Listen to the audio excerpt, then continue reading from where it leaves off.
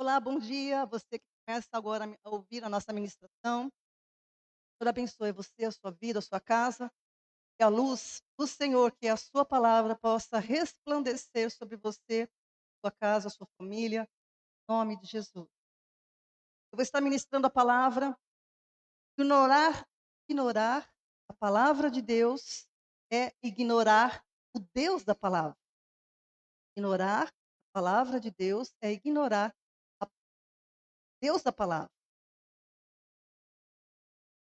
A humanidade, ela tem Deus na boca. A humanidade, ela é muito voluntariosa. As pessoas são voluntariosas em buscar a Deus, em buscar religiões, em buscar, mas elas buscam segundo o seu entendimento, elas buscam segundo as suas conjecturas, elas buscam segundo aquilo que elas acham que é o melhor, não segundo o que Deus prescreveu em sua palavra. E quando elas descobrirem que Deus quer ser buscado pela palavra dele, elas vão ver como elas estavam enganadas, como elas estavam envolvidas no engano que o inimigo quer que as pessoas vivam, não busquem a palavra de Deus. Deus estabeleceu a palavra dele, que hoje nós temos nas nossas mãos, que são a Bíblia, as Sagradas Escrituras. Ele estabeleceu esta palavra como parâmetro de justiça para o homem. Isso está estabelecido por Deus, isso não está estabelecido por uma igreja, uma denominação, isso está estabelecido por Deus. Deus estabeleceu a sua palavra como parâmetro de justiça. E a palavra, Deus sabe que essa palavra é ela que nos sustenta. Eu publiquei nessa semana, né, que não é o trabalho do homem, não é aquilo que o homem faz que satisfaz a nossa alma. Não é aquilo que você faz que vai preencher você, é é a que supre a necessidade da nossa alma, mas é o ouvir, é o atentar, é obedecer a palavra do Senhor. É o trabalho de Deus que satisfaz a alma humana. Escreva isso na sua vida. É o trabalho de Deus que satisfaz a alma humana. Como a gente cantou aqui, que o Senhor disse para Maria, né? Ela escolheu, ela descansou naquilo que Jesus estava fazendo. Na sua palavra, no seu ensino, ela descansou nisso. A palavra de Deus, ela nos exorta, né? Isaías capítulo 1, versículo 19. Ouvi e a vossa alma viverá. Também diz: se vocês quiserem e me ouvirem, comerão o bem desta terra. Isaías 1:19. Então a palavra de Deus nos convida a ouvir. Deus está nos falando através do profeta Isaías. Deus anuncia que os homens, qualquer que ouvir a sua palavra, terá vida. Isso é Deus falando, queridos. Todo que ouvir, Deus diz na sua palavra, terá vida. Por que fala que terá? Mas a gente não está vivo? Não. Todos neste mundo, ao vir a este mundo, nascem mortos para Deus. Nascem espiritualmente sem vida, porque eles estão separados por causa da condição de pecado que se estabeleceu em Adão. Adão morreu porque não deu ouvidos, né? Não obedeceu. Dar ouvidos na Bíblia não quer dizer somente ouvir, quer dizer ouvir e obedecer. Tá? Então Adão morreu por não dar ouvidos à palavra do Senhor.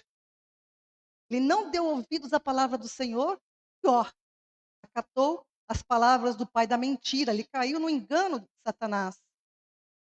Então, amados, como pelo ouvir se deu a injustiça do homem, por causa de não dar ouvidos à palavra de Deus, o homem cometeu injustiça. Agora, para alcançar a justiça, Deus determinou que o homem tem que ouvir a palavra para ter vida. O homem só alcança a comunhão com Deus se ele der ouvidos à palavra do Senhor, atentar para ela e obedecê-la. Vou repetir isso de maneira bem simples agora. A perdição ou a condição de pecado, ela se deu pelo ouvir a palavra de engano, e a salvação é pelo ouvir a palavra da verdade. Então a humanidade precisa dar ouvidos à palavra do Senhor. Tem desculpas, urgência. O tempo urge essa urgência. É por isso que toda a Bíblia vai estar, Deus vai estar com o homem a ouvir, né? A ouvir diligentemente a sua voz. A voz de Deus está na palavra. A voz de Deus está na sua palavra. Ignorar a palavra de Deus é ignorar o Deus da palavra. Então as pessoas elas desconhecem isso, elas têm preguiça. Elas acham que o inimigo já coloca que a Bíblia é muito difícil, que ela é cheia de uma linguagem difícil, coloca um monte de empecilhos para impedir que as pessoas tenham acesso e conhecimento e entendimento da palavra que dá vida. Você entende isso? Isso é uma luta. E as pessoas invocam a Deus, o que que elas fazem? Elas vão buscando a Deus como tateando no escuro, elas servem a Deus, mas o que que o Senhor quer?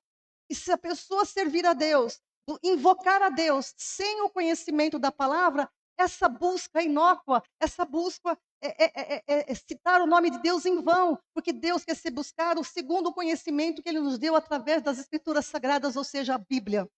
Ele quer ser buscado com entendimento. Ele não quer ser buscado com misticismo, com crenças humanas. Ele quer ser buscado com a verdade da palavra dele.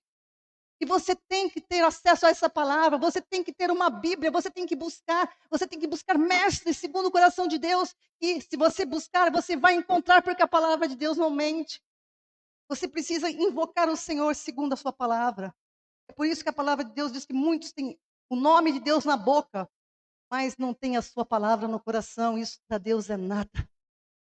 A palavra de Deus tem que estar no coração da gente, para a gente buscar com entendimento, com clareza. Jesus ele fala um pouco sobre isso em Mateus capítulo 15, versículos de 7 a 9. Mateus 15, de 7 a 9. Ele chamou aquele povo, os religiosos daquela época, mestres, líderes religiosos, hipócritas. Hipócritas. Bem profetizou Isaías a vosso respeito, dizendo: este povo se aproxima de mim com a sua boca e me honra com os seus lábios, mas o seu coração está longe de mim. Presta bem atenção. Mas em vão me adoram, ensinando doutrinas que são preceitos de homens. É isso que a humanidade fez, amados. Ela para descomplicar a Bíblia, eles buscam filósofos, eles buscam outras coisas. Mas isso não agrada o Senhor, por isso que Ele chama de hipócritas. Vocês têm Deus, o meu nome na boca, mas não a minha palavra no coração, e Deus não se interessa por isso. Porque Deus estabeleceu a sua palavra como parâmetro de justiça. Deus estabeleceu no seu propósito eterno, antes de criar mundo, antes de criar a humanidade, Ele estabeleceu que a sua palavra teria preeminência sobre tudo, sobre todos. Esse problema de buscar segundo o entendimento pessoal, segundo o entendimento humano, era também o problema de Israel, que está retratado muito bem no Antigo Testamento. Israel, que era a nação da aliança com Deus, né? Era a aliança especial com o Senhor para trazer o Messias à terra, o Jesus, o Salvador nosso. E Jesus ele teve que trabalhar também muito com isso, porque Israel já estava advertido pelos profetas, mas não atinava. E Jesus, quando começa o seu ministério aqui na terra, a gente deve olhar para o Sermão do Monte, que é logo no início do seu ministério aqui na terra, lá em Mateus capítulo 5, 6 e 7, que é o chamado Sermão da Montanha, ou Sermão do Monte, que é uma grande parábola, muito mal interpretada por teólogos, muito mal interpretada, porque não entenderam o sentido das palavras, não pegaram o raciocínio da Bíblia que se fecha todo, né? E tem muitos equívocos em cima disso. Mas isso não é para esse momento. E o centro da mensagem do Sermão do Monte, o objetivo principal de Jesus com esse Sermão da Montanha, está lá em Mateus capítulo 5, versículo 20. Mateus 5, 20. Por isso vos digo, Jesus estava com uma multidão, preste bem atenção, focalize o momento. Jesus estava em cima de um monte, uma multidão imensa, querendo ouvi-lo, uma multidão de todos os lugares vinha para ouvi-lo. Ele diz: se a vossa justiça não exceder a dos escribas e fariseus, de modo nenhum entrareis no reino dos céus. Que paulada! Que paulada! É a mesma coisa que hoje você dizer para pessoas católicos, para espíritas, para qualquer que seja a denominação ou religião, e Deus reunir todos no mesmo lugar e falar assim: olha, se a vossa justiça não exceder dos seus líderes, vocês nunca vão entrar no reino dos céus. Está ouvindo, querido? Ouvindo? Nossa, olha que paulada. Os escribas e fariseus era a nata de justiça, de perfeição, de zelo de Deus. Mas Jesus chama eles de hipócritas. Hã. Isso tem que ser analisado e confrontado para nós mesmos. Então, naquele sermão da montanha, aquele povo que estava ali ouvindo, Jesus estava dizendo para eles, para aqueles ouvintes, que não façam o que os nossos líderes estão fazendo. Não façam, não siga o exemplo deles. Ou seja, as práticas que os ouvintes de Jesus deveriam fazer tem que ser diferente dos escribas e fariseus. Por quê? Porque o que eles faziam não concedia a justiça que dá direito ao reino dos céus. Eles faziam. E aí você tem que conhecer a palavra. Mas o que eles faziam que é tão grave assim que não dava direito ao reino dos céus? Não, do nosso ponto de vista, não tinha nada de grave. Você vai ver pelo texto. Mas Jesus, nesse contexto aqui, estava questionando as práticas religiosas deles. Por que Jesus estava questionando, queridos? Porque eles seguiam mandamentos de homens que eles estipularam. Eles estipularam, como a Bia ministrou aqui no começo, no texto de Timóteo, o que eles deveriam comer e não comer. Eles ministravam regras de vestir, não vestir, de não fazer, de trabalhar, não trabalhar, de tudo.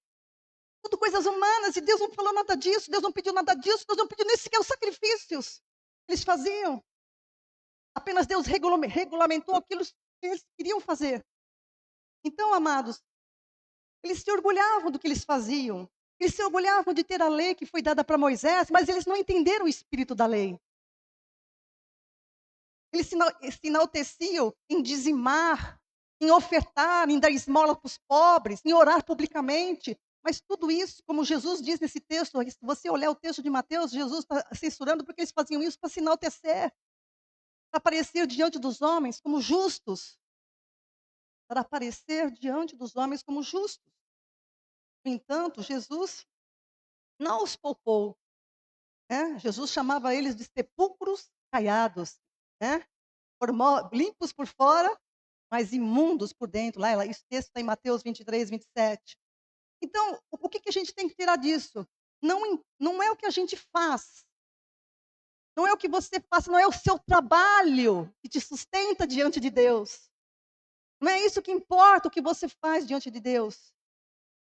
Mas importa para Deus quem você é. Importa se você é filho ou não. Importa se você é velha criatura ou nova criatura, né.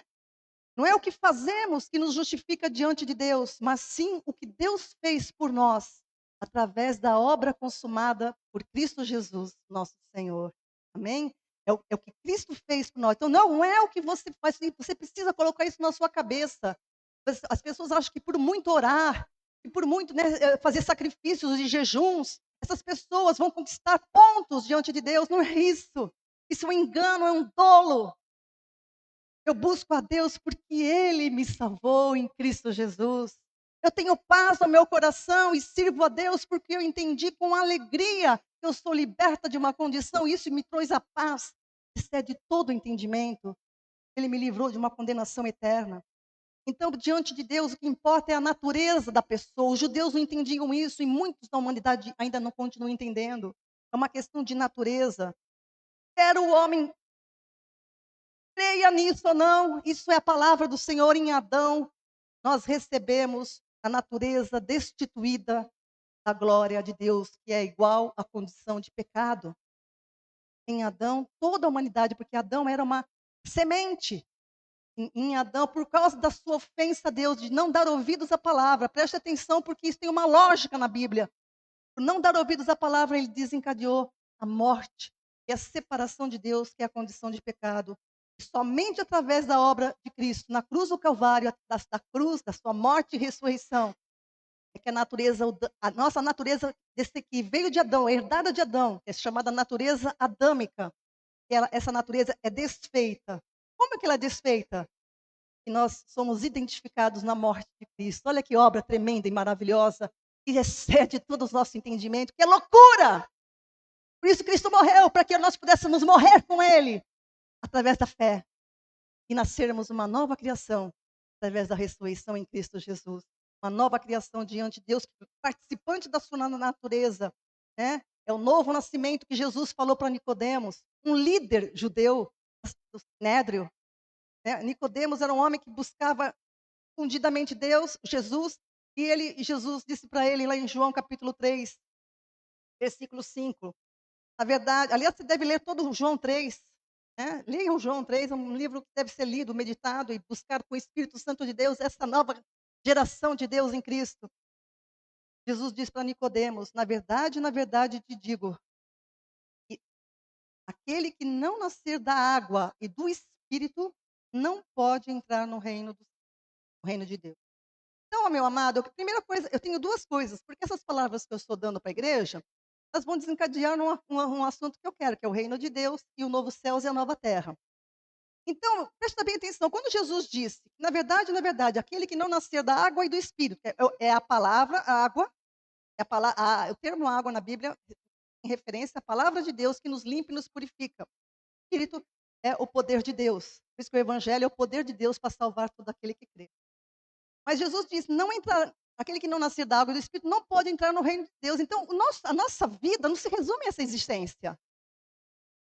Põe isso na tua cabeça. Às vezes a gente fica correndo atrás de tantas coisas e esquece do principal. Nós somos Martas, afobadas com ganhar dinheiro, com crescer. Não há problema nisso, mas não perca o foco do principal, porque todas as coisas nesse mundo vão passar, todos os nossos desejos vão ficar aqui, porque Deus tem algo muito maior que olhos não viram, que ouvidos não ouviram, que jamais penetrou no coração humano, aquilo que Deus tem preparado para aqueles que o amam. Essa criação caiu no pecado, essa criação se corrompeu, essa criação vai passar, está na Bíblia, vai passar. Por que que quem conhece a Bíblia não fica assustado com o que está acontecendo no mundo? Porque é assustador, é aterrorizador. Se você quer ficar em pânico, é só você ver as notícias. Eu acompanho um monte de grupos, recebo um monte de notícias, mas eu tive que começar a peneirar porque a coisa é muito louca. Existe um reino onde não haverá pecado, nem morte, nem dor, nem nada. E se você quer entrar nesse reino, Jesus disse: você precisa nascer de novo. Não vai perguntar como Nicodemos, né? Levou até um chega para lá de Jesus. Como é que eu vou nascer de novo sendo velho? Você é um mestre? Sabe o que significa isso? Procure saber, mas procure na palavra. Procure na palavra de Deus. Então, amados, tudo que uma pessoa faz, tudo que uma pessoa assim, antes de nascer de novo, né, a pessoa nasce nesse mundo descendente de Adão. Enquanto ela não receber o evangelho, enquanto ela não ouvir e obedecer o evangelho, crendo em Cristo, nascendo de novo, tudo que ela faz pertence ao pecado. Pode ser boas ações, porque boas ações não salvos e salvos fazem. Pode ser dar seu corpo para ser queimado. Pode ser o que ele quiser. Mas se ele não tiver nascido de novo, todas essas obras, a Bíblia designa como trapos de imundície. Pois, hein? Trapo, imundície. O conceito de justiça estabelecido por Deus é obediência à sua palavra, que também é designada nas escrituras como misericórdia. Foi o texto de Oséias capítulo 6, versículo 6, onde o Senhor diz assim, Oséias 6:6: "Porque eu quero misericórdia", falando de dó, está falando de espécie de compaixão, não. "Eu quero misericórdia e não sacrifício, e o conhecimento de Deus mais do que o holocausto". Olha o que Deus fala, eu quero obediência. Misericórdia tem o sentido aqui de obedecer a misericórdia de Deus por nós foi dada por causa da palavra que foi entregue. Quer a misericórdia de Deus? Pega a palavra, beba a palavra, coma a palavra, viva a palavra, e você vai ser alcançado pela misericórdia de Deus. Misericórdia eu quero e não sacrifício. Conhecimento de Deus mais do que o holocausto. Jesus repete também em Mateus 9, veja só, Mateus 9, 12 e 13. Mateus 9. Jesus, porém, ouvindo, disse-lhes: não necessitam de médicos os sãos, mas sim os doentes. Ele não está falando para a gente enferma, tá? A gente entende o espírito da palavra, tudo a gente entende. Ele não está falando: "Ah, vocês estão doentes aí, não vim eu não vim buscar os doentes não, doentes que se lasquem", não, não é isso que Jesus está falando, porque o povo judeu se achava são. A linguagem bíblica só vai ser entendida quando você entender que ela foi escrita para judeus, cultura semítica. Deus estava tratando com judeu, porque a salvação, quer o mundo goste ou não goste, a salvação vem dos judeus. Então, Jesus estava falando para aquele povo que se achava salvo, que se achava são, que se achava justo por causa das obras que eles faziam. Ele está dizendo: "Eu não vim chamar, eu não necessito de médicos os sãos, mas sim os doentes. Ide, porém, aprendei o que significa misericórdia quero, não sacrifício". Ele está repetindo o texto lá que a gente leu em Oséias. "Porque eu não vim chamar os justos, mas os pecadores ao arrependimento". Jesus, ele frisou bem o texto do Antigo Testamento. Aliás, Jesus se baseou no Antigo Testamento, porque o Antigo Testamento era a mesa posta para Jesus. O Antigo Testamento não deve ser abolido, como eu vi um pastor dizer isso, eu fiquei horrorizada. Porque uma pessoa citou um texto do Antigo Testamento, ele falou assim: "Esse texto do Antigo Testamento, não, isso aí não vale para mim, só o que está no Novo". Só o que está no Novo. Jesus está citando um texto do Antigo. Pra você vê o nível que está o povo religioso. Os judeus estavam cheios de justiça própria, mas não a justiça que vem de Deus. Meu irmão e minha irmã, o maior problema do ser humano é justiça própria. Não, eu não merecia isso, não, eu, né. Justiça, cuidado. Leia o livro de Jó que você vai aprender sobre a justiça de Deus. O livro de Jó está na Bíblia para isso. Porque a justiça do homem não supera a justiça de Deus. A justiça de Deus ela é plena, completa e perfeita. O povo judeu estava cheio de justiça própria, mas não a que vem de Deus. Por quê? Eles faziam, não, porque eles não faziam exatamente o que Deus requeria na palavra, mas eles faziam o que bem entendiam. Eles seguiam os intentos do coração deles. Preste atenção nisso. Dentro do coração deles, não o que Deus prescrevia na sua palavra.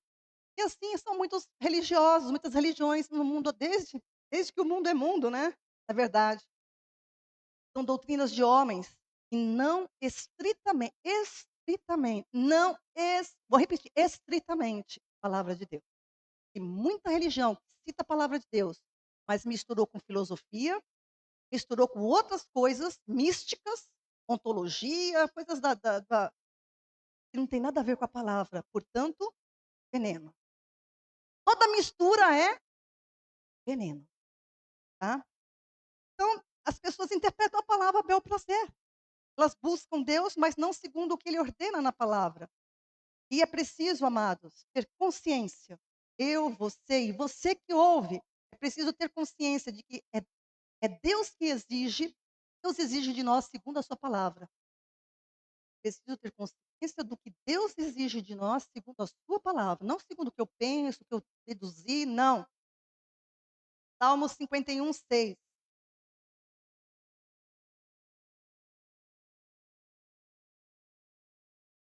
Eis que amas a verdade, no oculto me fazes conhecer a sabedoria. Eu gosto muito desse versículo. É o coração do Pai. Eis que amas a verdade no íntimo. Que verdade que é? A palavra dele, não é palavra de homem, palavra de Senhor, é palavra de Cristo. Eis que ama a verdade no íntimo. No oculto me fazes conhecer a sabedoria. Aleluia! Isso se cumpriu na tua vida, né? E a semana passada, quando eu comecei uma ministração sobre esse mesmo tema, nós refletimos sobre o povo de Israel. O povo de Israel usava o nome de Deus em vão, usava o nome de Deus para os seus interesses, porque eles não tinham a palavra no coração, como Deus requeria. Eles eram tidos como transgressores, como infiéis à aliança com Deus. Eles constantemente transgrediam contra o Senhor, não atentando para o que Deus requeria deles segundo a sua palavra. E nós meditamos, você que está ouvindo hoje, depois você leia esses textos, nós meditamos em 1 Samuel, capítulo 4 ao 6, quando nós vimos como eles usaram a arca da aliança como uma espécie de amuleto. O povo de Israel, o povo da aliança, usou a arca da aliança como um amuleto para vencer uma guerra com os filisteus, que eram inimigos constantes dele. E eles e é impressionante os detalhes que nós vimos, eu vou repetir poucas coisas aqui agora. Eles haviam esquecido, eles levaram a arca para uma guerra, eles tinham perdido já uma batalha, onde morreram muitos homens. Eles ficaram em pânico, porque o que está acontecendo? Como que o que está acontecendo? Para você ver como uma pessoa, quando ela está fora da palavra, um abismo chama outro abismo. Eles não atentaram que a arca era o trono de Deus somente quando Israel estivesse se sujeitando em obediência à palavra. É a parte da aliança deles, né. Então, eles levaram a arca como um amuleto. "Nós vamos levar a arca para frente de guerra, que nós vamos vencê-los". Preocuparam de se analisar. Amados, quando a gente sofre algumas derrotas na nossa vida, a gente precisa parar, respirar, para face do Senhor, te buscado segundo a tua palavra, Senhor, eu estou fora. Porque quando a gente fica fora, amados, é uma coisa perigosa. A gente desinvesta em erro a de erro. Cada vez a gente se afunda mais e depois fica perguntando por Deus por quê. Mas pergunte você para Deus: Senhor, eu estou falhando em alguma coisa contigo, não estou te obedecendo em alguma coisa, eu quero entrar na tua presença, né. Eles lá haviam esquecido disso, simplesmente esqueceram. Hoje, muitas pessoas também usam a Bíblia como amuleto. Abrem a Bíblia, quantas casas a gente vai, tá a Bíblia aberta no Salmo 23, no Salmo 91, a Bíblia lá aberta, isso é um amuleto.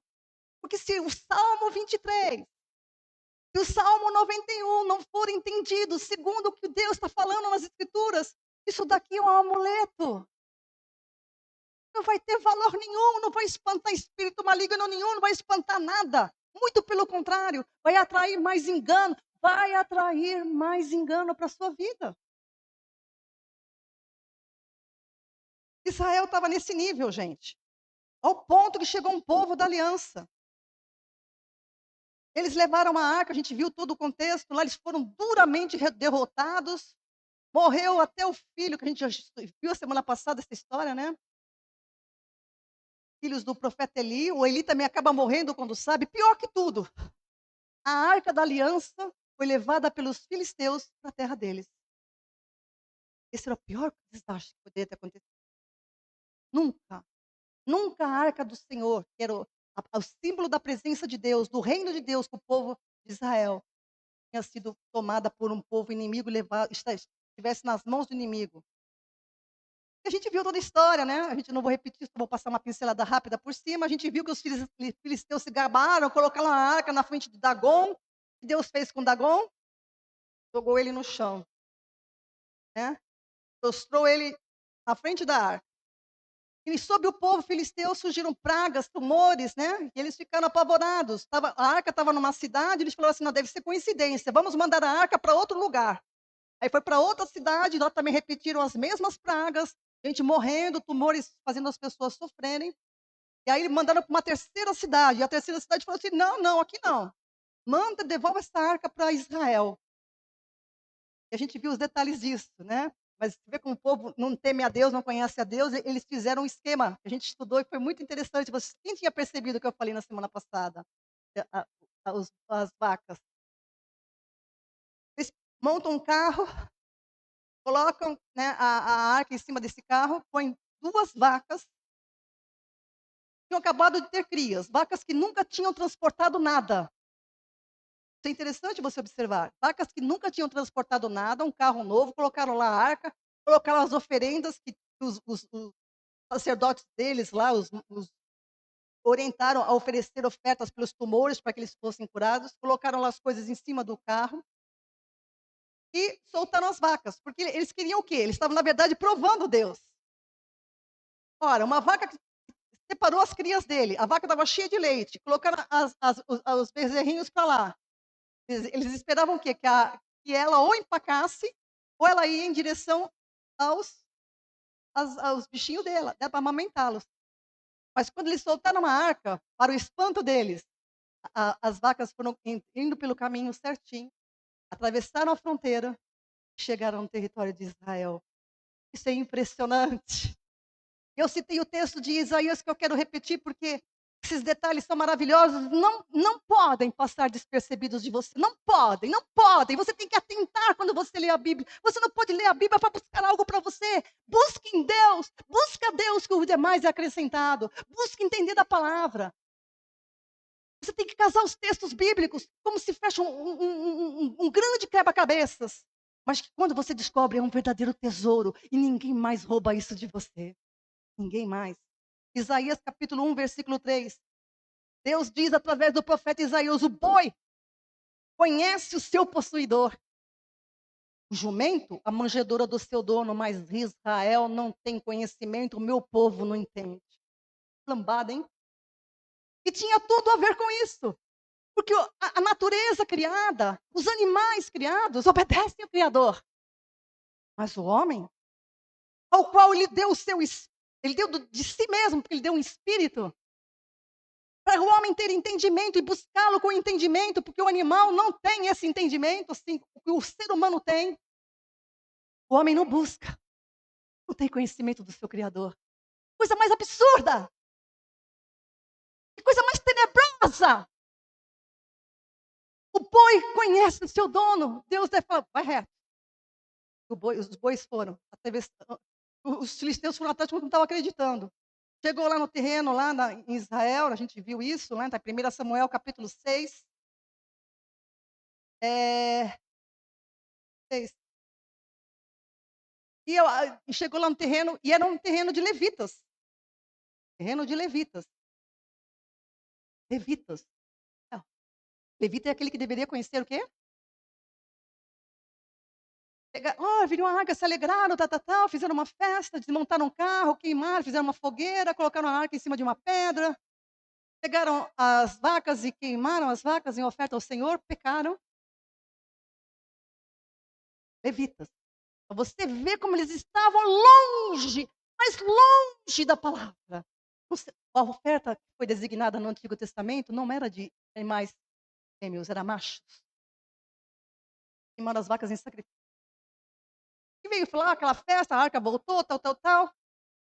E esses homens levitas, ao invés de proteger, porque eles deviam saber, se já falharam com as vacas, você imagina com a arca em si. Deixaram a arca descoberta.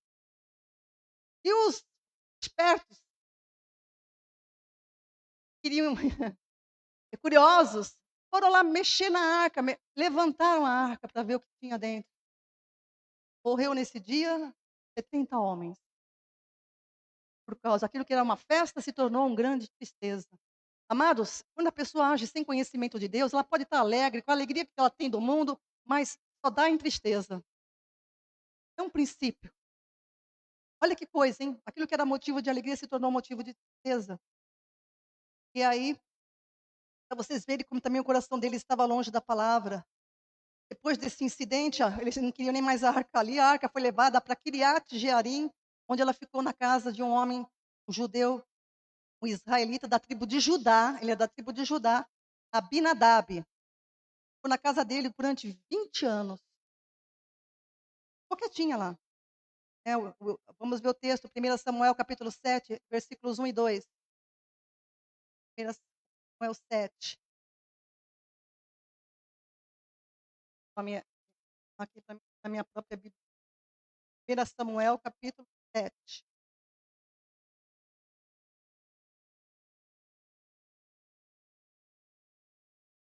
Então vieram os homens de Kiriat Jearim e levaram a arca do Senhor e a trouxeram a Abinadab no outeiro e consagraram a Eleazar, seu filho, para que guardasse a arca do Senhor. Então, essa família aí, o Abinadab, ele tinha 3 filhos, né, que é o Eleazar, que foi consagrado para cuidar da arca, o Aiô e o Uzá, 3 filhos. A Bíblia não fala que eles eram sacerdotes. Fala isso, a gente não pode ir além disso, tá? Embora o nome Eleazar seja um nome que é dado, era comum dar o nome de Eleazar para os descendentes sacerdotais.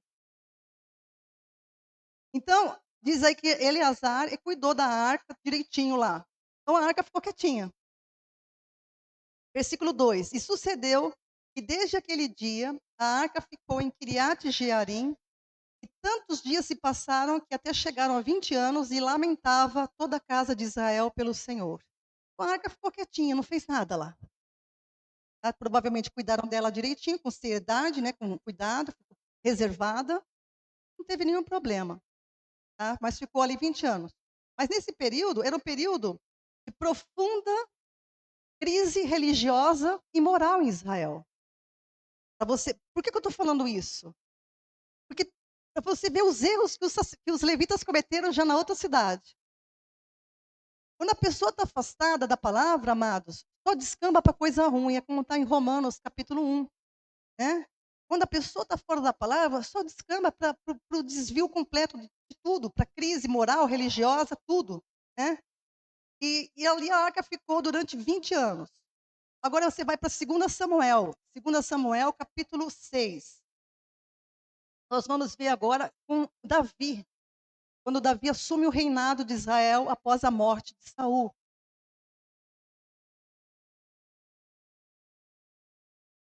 2 Samuel 6, de 1 a 5. E tomou Davi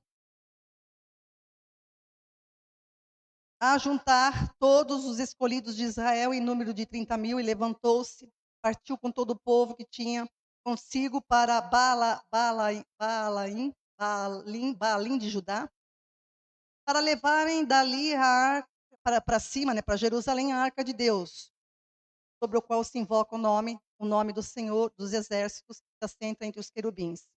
Puseram a arca num carro novo, a levaram da casa de Abinadab, que está em Gibeá. Eu quero dizer para você aqui um paralelo de texto. Davi agora estava reinando, e ele é um homem segundo o coração de Deus. A primeira coisa que ele queria, ele tinha dois desejos: construir um templo para o Senhor, um templo mesmo, concreto, que Deus não permitiu. E ele quis logo buscar a arca, porque a arca estava muito tempo fora do lugar dela, da tenda do tabernáculo.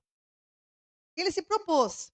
Agora, aqui vai narrar em 2 Samuel 6, vai narrar bem compacto. Eu quero que você deixe marcado aí e vamos para 1 Crônicas. O texto de 1 Crônicas, amados, é um texto que vai ser mais completo, comparando com essa história.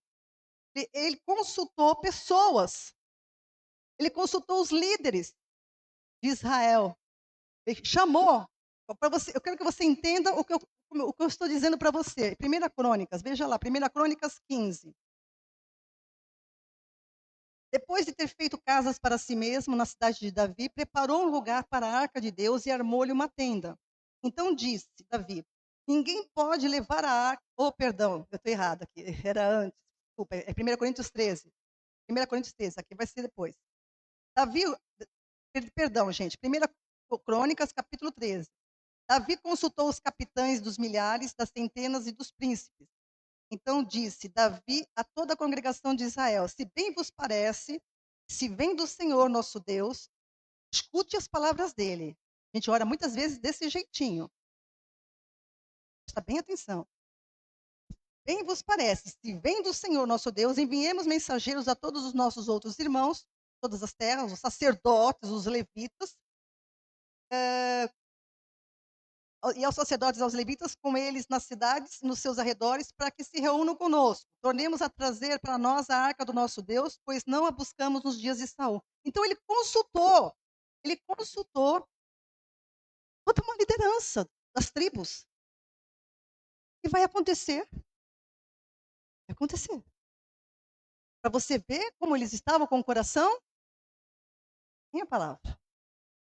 E invocavam o nome do Senhor. Presta atenção. Aí vamos para o texto lá de Samuel. Só queria chamar a atenção porque o texto de 1 Crônicas 13 em diante, paralelo desses textos de 2 Samuel, mas eles são um pouco mais completos. Parece que são sacerdotes que escreveram. Tá? Então vamos voltar lá para 2 Samuel. Então, ele foi lá, buscou a arca. No 2 Samuel descreve, né, que ele partiu com todo o povo que ele tinha consigo para buscar a arca. Versículo 3, 2 Samuel 6, 3. E puseram a arca em cima de um carro novo. Davi não poupou nada ali, né? Fez um carro novo. E levaram a arca de Abinadab, que está em Gibeá. E Uzá e Aiô, filhos de Abinadab, guiavam um carro novo. Levando da casa de Abinadab, que está em Gibeá, com a arca de Deus, Aiô ia adiante da arca, e Davi e toda a casa de Israel festejavam perante o Senhor com toda sorte de instrumentos, pau de faia, cantavam com alegria, cheio de instrumentos musicais, aquela festa. Sem problema a festa. A gente percebe que Davi estava todo tomado de emoção, né, alegre, feliz, eu estou levando a arca, estava todo entusiasmado. Ele fez um carro novo, ele não poupou nada, fez um carro novo. Ele queria fazer o melhor para Deus, mas isso não basta. Deus não quer o nosso melhor, Deus quer a nossa obediência. Ele não precisa do seu melhor, porque Ele é o melhor. Então, ele estava ali, entenda isso, que muitas pessoas, eu dou o meu melhor para Deus e não sei o que acontece. Deus não quer o seu melhor, Deus quer a sua obediência, Deus quer conhecimento de Deus mais do que sacrifícios, Deus quer a palavra no seu coração, a verdade dele no teu íntimo, entende? Isso aqui não estava acontecendo nesse momento, de novo. Está entendendo? Era correto levar a arca para Jerusalém. Era correto o que ele queria fazer, mas o problema, a pergunta é, como ele ia fazer isso? Como ele ia fazer isso? Andar com Deus, amados, significa, eu ando com Deus, Ele é o meu Senhor. A sua palavra Senhor já diz, é que a gente não aprendeu o contexto da palavra Senhor nas Escrituras, porque o Senhor é dono. Senhor, quando você chama o Senhor de Senhor, significa que você tem que fazer a vontade dEle, não a sua. Não interessa o que você pensa, o que Ele pensa. Está em primeiro lugar, não é o que você pensa, é o que Ele pensa. Não é o que você faz, é o que Ele quer. Entende? E é isso que as pessoas esquecem. Né? Deus, Ele quer isso para Ele. Malaquias capítulo 1, versículo 6, o Senhor diz assim, ó: o filho honra o pai, o servo ao seu senhor, e se eu sou pai, onde está a minha honra?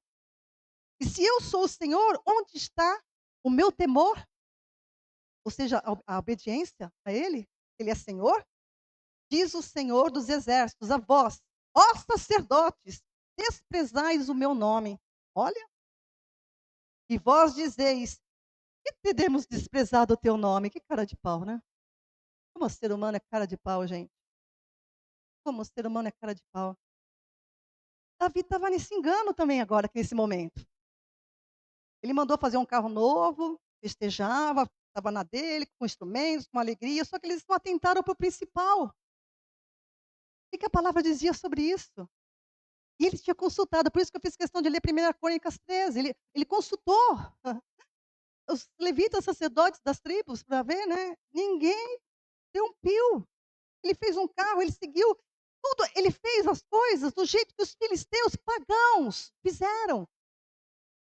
Fizeram um carro novo, colocaram 2 bois, não eram vacas, agora eram bois, mas não era isso que Deus queria na palavra, como era. Você está entendendo o que eu estou falando? Parece uma história. Ah, mas Deus é muito exigente. Deus é Deus. Ou você põe isso na tua cabeça, ou você vai viver como esse povo desempestado que vai para um abismo sem fim. Ele disse como que teria que fazer o transporte da arca, ele deu a instrução na palavra para os seus levitas. E essa instrução, como é que nenhum deles lembrou nessa hora? Ou o que aconteceu com esse povo? Eu vou dizer para você, quando a gente fica cego mesmo. Que o Senhor te livre da cegueira e me livre a mim também. É soberba, né? Achamos que sabemos muito. Os pó. Se não fosse a graça e a misericórdia de Deus, o que seria de mim, de você? Fala para mim. Eles não entenderam o principal, qual foi a instrução que Deus deu. O livro de 1 Crônicas, capítulo 13, você deve depois ler isso lá, que ele vai estar bem firme, né? Ele tomou conselho com esse povo, pediu instrução e o povo não o ajudou. Né? Aliás, o próprio Davi, ele tinha, se você conhece a história de Davi na Bíblia, ele consultava o Senhor. Capítulo antes, se você ler lá em 1 Crônicas 12, ele consultou o Senhor. E nesse momento ele não consultou. Interessante como ele deu um pane nele. Davi era um homem que também consultava o Senhor. Ele não pediu orientação do Senhor sobre esse assunto, eles esqueceram da ordenança que Deus tinha dado lá no Antigo Testamento, né, as instruções perfeitas que está lá em Êxodo, capítulo 25, versículos 13 a 15. Êxodo 25, de 13 a 15. Farás também varais de madeira, de acácia, varais de madeira, e os cobrirás de ouro. Meterás nos varais do lado da arca para se levar por meio deles a arca. Os varais ficarão nas argolas e não se tirarão dela. Então a arca tinha que as 4 argolas colocavam um varal de madeira e essa arca deveria ser transportada por levitas nos ombros. A Arca da Aliança, ela só podia ser carregada por levitas, membros da tribo de Levi, estava lá na lei, descendentes diretos de Moisés e Arão, e só poderia ser transportada nos ombros. Depois você lê a passagem, Deuteronômio 10:8, e depois Deuteronômio 31:9, fala sobre isso. É impressionante que ninguém se tocou disso, ninguém foi examinar, ninguém olha para você ver como eles estavam longe. A palavra não pode ficar longe do seu coração, porque se a palavra ficar longe do seu coração, você quebra um princípio. Guardei a tua palavra no meu coração para não pecar contra ti. Se a palavra ficar longe, você vai pecar contra o Senhor. Se a palavra ficar longe do teu coração, você vai pecar contra o Senhor. Não tem como não ser.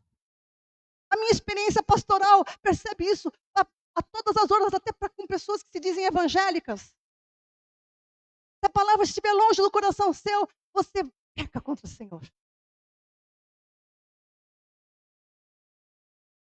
Não tinha essa coisa, né, de um pane. Eu digo um pane que aconteceu com eles. Por isso que Jesus os condenou, né? Eles eram guias cegos. No Antigo Testamento, os profetas também falavam que eles eram cegos. Não é porque eles não podiam ver, porque eles tinham olhos e não viam, tinham ouvidos e não ouviam. Jesus disse para os líderes religiosos: eles são cegos condutores de cegos. E se teu líder é cego, você também é cego. Você não examinar as escrituras, você não examinar aquilo que o seu líder fala, então, ele pode ser um cego guiando outro cego, como foi a história de Israel. E se um cego guiar outro cego, ambos cairão na cova. Mateus capítulo 15, versículo 14. Bom, aí vamos voltar para a história. E o horário já está avançado, né? Mas vamos voltar para a história lá. Todos cantavam, né, com Davi alegre, levando a arca. Diz a palavra que quando eles chegaram os bois levando a arca, e o Uzá estava conduzindo a arca, e o outro irmão na frente. E aí os bois tropeçaram lá, e a arca deu aquela balançada, ameaçou cair, o Uzá voltou e pôs a mão na arca para segurar a arca, foi um impulso natural. E de repente, no meio da festa, um silêncio mortal, o Uzá cai morto. Coisa, né? Davi, diz a palavra, a minha versão diz que Davi ficou irado, mas eu não gosto dessa tradução, a palavra aí ele ficou, não é a palavra irado, é aquela coisa assim, chocado. Meu Deus, né, ele não entendeu o que estava acontecendo. Naquele momento ele não estava entendendo, estava fora da palavra, mas não estava entendendo. Você também não entende o que está acontecendo na sua vida, porque você está fora da palavra. Ele não entendeu, ficou meio irado, ele ficou meio assim, contristado, uma mistura de sentimentos, né, diz a palavra ali, quando ele fez a seguinte pergunta no versículo 9: "Como vir a arca do Senhor? Como é que eu vou levar essa arca? Olha lá, como é que eu vou levar a arca?" Ari ficou tão desgostoso que ele não quis mais levar a arca, naquele momento ele desistiu, a arca foi levada, ficou na casa, de Obed-edom por 3 meses. 3 meses na casa de Obed-edom. Davi largou a arca, foi embora, voltou para Jerusalém, a arca ficou lá quietinha na casa de Obed-edom. Como Deus tinha um propósito nesse momento, a arca ficou lá e diz a palavra que Deus abençoou Obed-edom e toda a sua casa. Abençoou tanto, isso chegou para os ouvidos de Davi: "Olha, a arca está lá na..." Todo mundo estava com medo já da arca, né. Ai, o princípio é o mesmo do povo lá no Sinai, gente. O medo significa o quê? Desobediência. Você tem medo de Deus? É porque você está em desobediência, é porque você tem medo da pena. Eles temeram porque eles estavam em desobediência. O o Obed-edom não teve medo, guardou: "Vou guardar a arca", fica aqui, cobriu a arca, ela ficou lá, abençoou eles, abençoou todo mundo, a casa abençoou, abençoou, transbordava. E aí o Davi ficou sabendo e ele se animou, isso e foi 3 meses, né, isso. 2 Samuel 6, 10 a 12. Não quis levar a arca para si, Davi deixou na casa de Obed-edom. A arca ficou ali por 3 meses, abençoou, Obed-edom e toda a sua casa. Então avisaram a Davi dizendo: "Abençoa a casa de Obed-edom e tudo quanto ele tem, por causa da arca". Assim Davi, se animou a ir buscar a arca do Senhor lá em na casa do Obed-edom, né. A história vai seguir aí no capítulo, 6, capítulo 7, né. Mas eu quero ir para 1 Crônicas 15 agora. O texto de 1 Crônicas 15 vai narrar isso de uma maneira mais completa, mas eu vou ter que parar aqui agora, por causa do tempo, e só ver quanto tempo que falta, se eu poderia terminar só essa parte. Espera aí. Eu vou terminar essa parte, vocês me dão mais uns 5 minutinhos, pode ser? 5 minutinhos para você também, por favor. Eu termino essa parte aqui que eu termino, porque Davi, ele foi buscar a arca, mas agora olha a consciência de Davi. Abre em 1 Crônicas capítulo 15, por favor. Davi também fez uma casa para si, agora sim esse texto, na cidade de Davi, e preparou um lugar para a arca de Deus e armou-lhe uma tenda. Isso 3 meses depois daquele desastre. Então disse Davi: presta atenção agora como estava a consciência de Davi.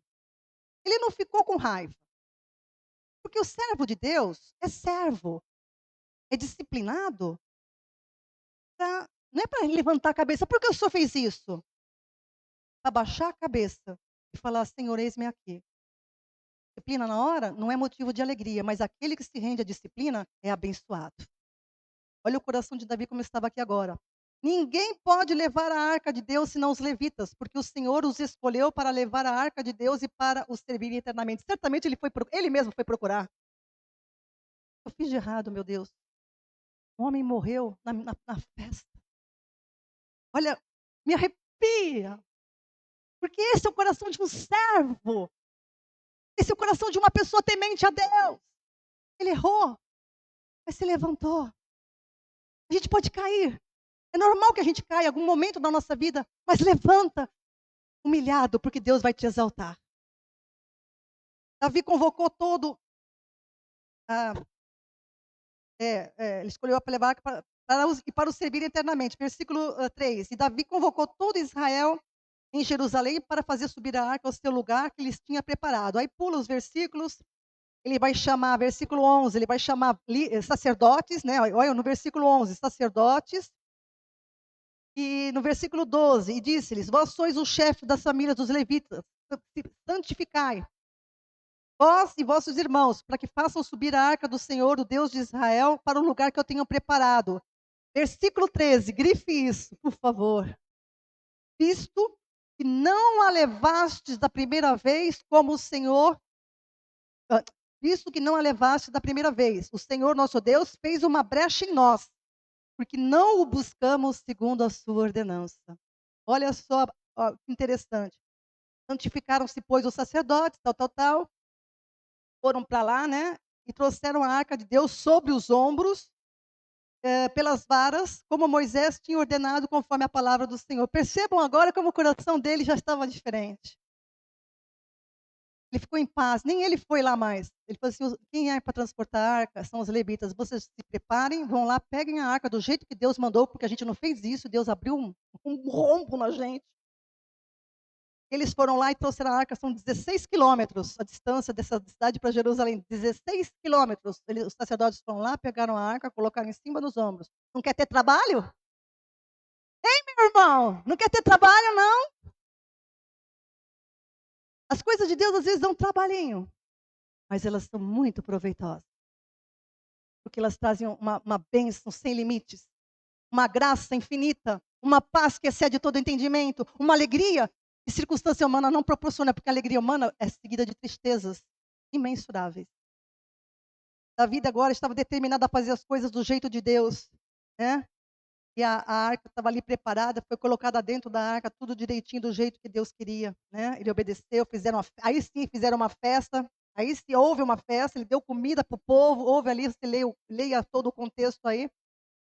E essa passagem bíblica, amados, ela nos mostra como é que você serve a Deus. Do seu jeito ou da maneira de Deus?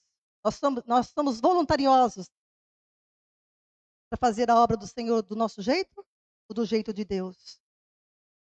É preciso, amados, que a gente busque o Senhor segundo a sua palavra e faça as coisas segundo a sua palavra para sermos verdadeiramente abençoados, sermos chamados seus filhos. Amém?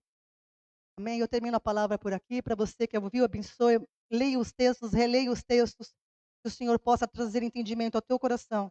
Que você busque o Senhor conforme a vontade dEle para a tua vida. E certamente você e a tua casa será abençoada. Em nome do Senhor Jesus.